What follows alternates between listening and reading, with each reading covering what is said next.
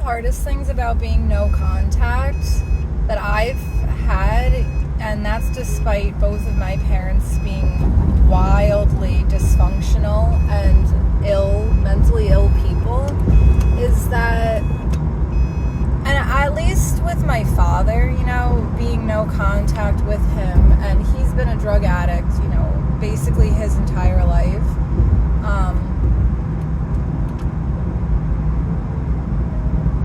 The kindest thing I have to hope and offer for my dad while being no contacted, honestly, is that I hope he never becomes sober. And I know what that sounds like, but hear me out. I truly hope he never becomes lucid enough to realize the extent of his bullshit, what actually went down, to become sober and to get back in your right mind, and to have the last 40 years of uninhibited, completely enabled addiction just run rampant, not only in your own life, but in your sister's life, in both your parents, your cousins, your aunts, your uncles, your wife, your daughter. Every single person you come in contact with is just contaminated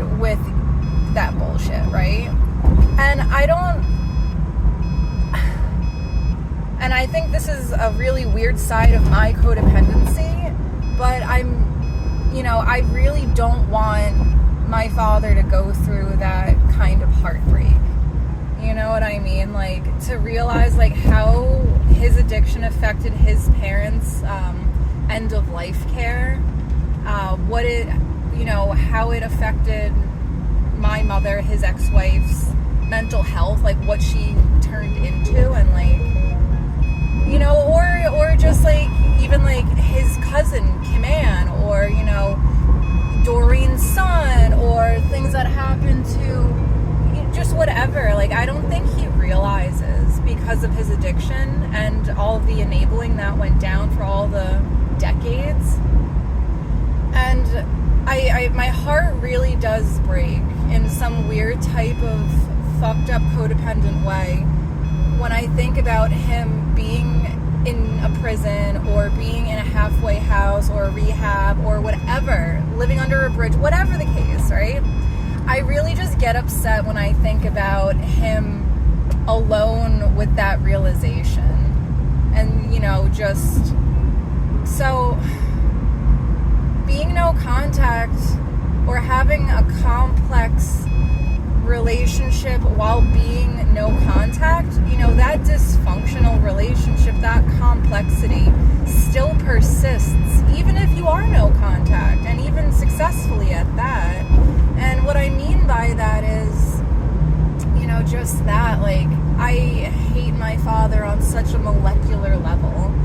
If I could go back in time, I would try so hard to, stop him from what he was doing to my grandparents and to myself, and, everyone else who was, abused by him.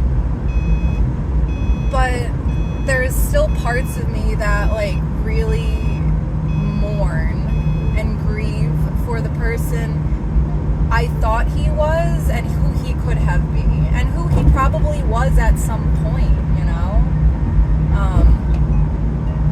and I think in that little teeny tiny vein is that desire to still shield him in some way from his consequences. And I know it's fucked up. You gotta let people reap what they sow, or whatever the saying is.